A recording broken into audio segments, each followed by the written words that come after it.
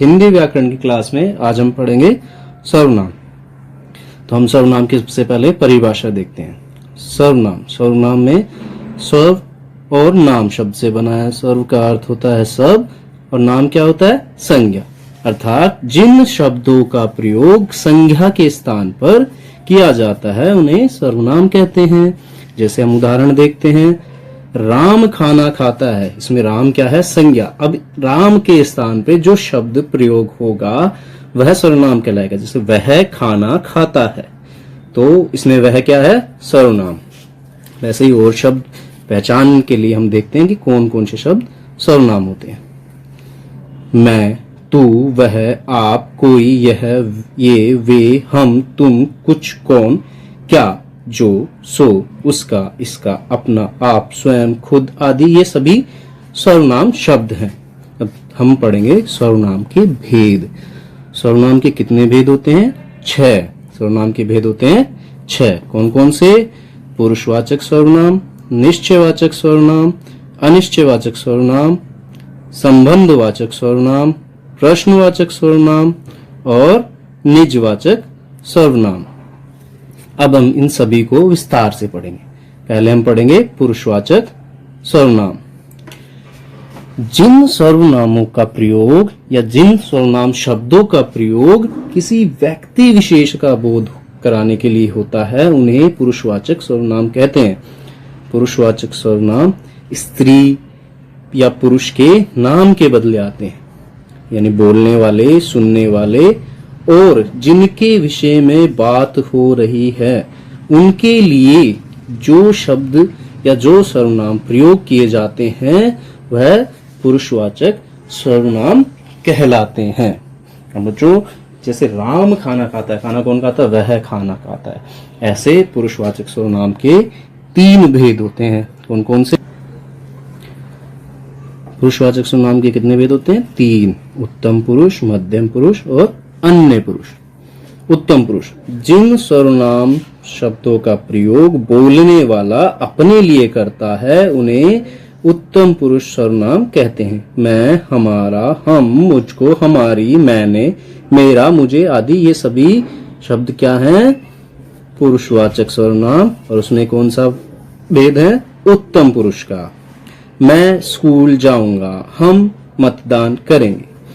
अब अगला है इसमें मध्यम पुरुषवाचक। जिन सर्वनाम शब्दों का प्रयोग सुनने वाले के लिए किया जाता है उन्हें मध्यम पुरुषवाचक कहते हैं। तुम, तू, तुम्हें, आप, तुम्हारे, तुमने आदि। उदाहरण के लिए, तुम्हारे पिताजी क्या काम करते हैं? तुम सो जाओ। यानी जो पुरुषवाचक सर्वनाम है वो 2 व्यक्तियों के बीच बातचीत होती है तो उनमें जो पहला व्यक्ति होता है वो होता है उत्तम पुरुष और जिससे बात हो रही है वो होता है मध्यम पुरुष। और फिर उसके बाद अगला भाग आता है अन्य पुरुषवाचक, जो कि 3rd पर्सन होता है जिसके बारे में बात हो रही है। जैसे इसकी परिभाषा है, जिन सर्वनामों का प्रयोग किसी अन्य व्यक्ति यानी तीसरे व्यक्ति के लिए किया जाता है उन्हें अन्य पुरुषवाचक कहते हैं। जैसे वे, वह, इनका, उन्हें, उन्होंने, उसे, उसने आदि।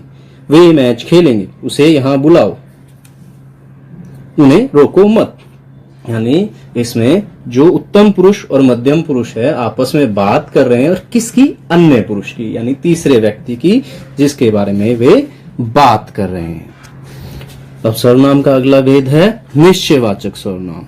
जिस सर्वनाम के द्वारा पास या दूर स्थित व्यक्तियों, प्राणियों अथवा वस्तुओं की ओर संकेत किया जाता है उन्हें निश्चयवाचक सर्वनाम कहते हैं। जैसे यह, वह, ये, वे।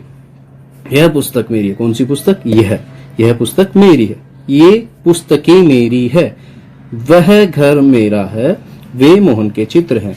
यानी बच्चों, निश्चयवाचक सर्वनाम में क्या होता है कि किसी भी वस्तु, व्यक्ति, स्थान का निश्चित प्रमाण होता है, उसके बारे में पूरी जानकारी होती है, जिसकी ओर इशारा किया जाता है उसके बारे में बताया जाता है कि यह पुस्तक मेरी है, यह कॉपी मेरी है। कौन सी कॉपी? यह वाली। तो जैसे यह, ये और ये निकटवर्ती वस्तु के लिए या व्यक्तियों के लिए प्रयोग होता है वह वे दूर स्थित वस्तुओं और व्यक्तियों की ओर संकेत करता है। ठीक है बच्चों। अब सर्वनाम का अगला भेद है अनिश्चयवाचक सर्वनाम। जिन सर्वनामों से निश्चित वस्तु, स्थान एवं व्यक्ति का बोध नहीं होता उन्हें अनिश्चयवाचक सर्वनाम कहते हैं। यानी जिन सर्वनाम शब्दों से संशय बना रहता है या शक बना रहता है कि कौन, किसे, कोई, कुछ आदि, ये सारे अनिश्चयवाचक सर्वनाम। यानी इसमें हमें संपूर्ण जानकारी नहीं है, सिर्फ हम अंदाजा लगाते हैं। मुझे कुछ खाना है, यानी मुझे खाना तो है, क्या खाना है ये नहीं पता, बस कुछ भी खाना है। कोई आ रहा है, कौन आ रहा है नहीं पता, कोई आ रहा है। किसी ने मुझे आवाज दी है ये मुझे पता है, किसने दी ये नहीं पता। तो किसी, कोई, मुझे, ये सब कुछ, किसी, कोई, कुछ, ये क्या है अनिश्चयवाचक सर्वनाम।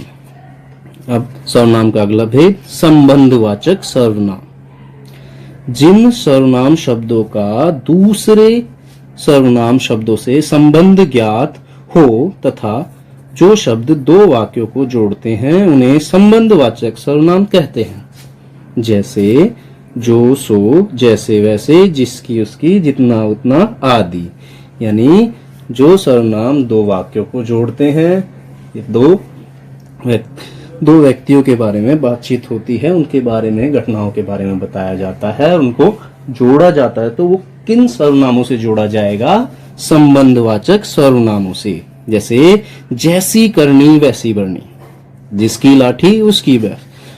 जो परिश्रम करते हैं वही सफल होते हैं। यहाँ जो और वो दो वाक्यों को जोड़ रहे हैं, परिश्रम करते हैं, सफल होते हैं, उनको कौन से सर्वनाम जोड़े? जो और वो। सर्वनाम का अगला भेद है प्रश्नवाचक सर्वनाम। जिन सर्वनाम शब्दों का प्रयोग प्रश्न पूछने के लिए किया जाता है वे प्रश्नवाचक सर्वनाम कहलाते हैं। यानी जो सर्वनाम शब्द प्रश्न पूछे जाते हैं, जिन सर्वनाम शब्दों से, वह प्रश्नवाचक सर्वनाम शब्द कहलाते हैं। जैसे कौन, क्या, कहाँ, ये सभी क्या होते हैं? प्रश्न पूछने के लिए इस्तेमाल होते हैं। तुम क्या खाना चाहते हो? इसमें क्या जो है वह सर्वनाम है, किसके स्थान पे आया है? संज्ञा के स्थान पे।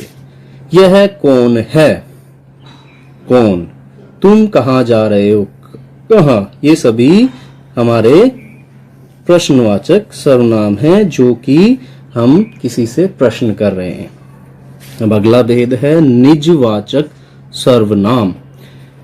निजवाचक सर्वनाम, जैसा कि नाम से प्रतीत हो रहा है, निज, इसमें निजता का वास होता है। यानी अपने लिए, वक्ता या कर्ता अपनी बात कर रहा होता है, वो निजवाचक सर्वनाम कहलाता है। जिन शब्दों का प्रयोग वक्ता, कर्ता स्वयं के लिए करता है वे निजवाचक सर्वनाम कहलाते हैं। जैसे स्वयं, आप, खुद, स्वतः आदि। यानी मैं यह काम स्वयं कर लूंगा। ये काम कौन करेगा? मैं करूंगा, लेकिन मैं स्वयं ही कर लूंगा, मुझे किसी की मदद की आवश्यकता नहीं है, मैं स्वयं कर लूंगा। तो इसमें स्वयं जो है वो किस चीज के लिए आया है? स्वयं आया है निजवाचक सर्वनाम, खुद के लिए। वह अपने आप आ जाएगा। यानी वह जो व्यक्ति है जो आ रहा है वो अपने आप आ जाएगा, उसको लेने जाने की जरूरत नहीं। तो अपने आप आना, वह किसके लिए प्रयोग होगा? वह के लिए, उस व्यक्ति के लिए जो आ रहा है, तो वो उसके लिए, खुद के लिए, स्वयं के लिए प्रयोग है। उसने अपना काम खुद करने दो, उसे अपना काम खुद करने दो। कौन करेगा उसका काम? वो खुद करेगा। तो ये खुद किसके लिए आया था? उसके लिए, उसकी निजता के लिए। निजवाचक सर्वनाम किसी व्यक्ति का या कर्ता का निजता के बारे में बताया जाता है। वह खुद के बारे में जब बात कर रहा होता है तो वह निजवाचक सर्वनाम कहलाता है। ठीक है बच्चों, तो आज के हमने इस भाग में पढ़ा है सर्वनाम। सर्वनाम किसे कहते हैं, सर्वनाम के कितने भेद होते हैं और उन सभी की परिभाषाएं। ठीक है बच्चों, इन सभी को याद करो, ढंग से पढ़ो। Thank you.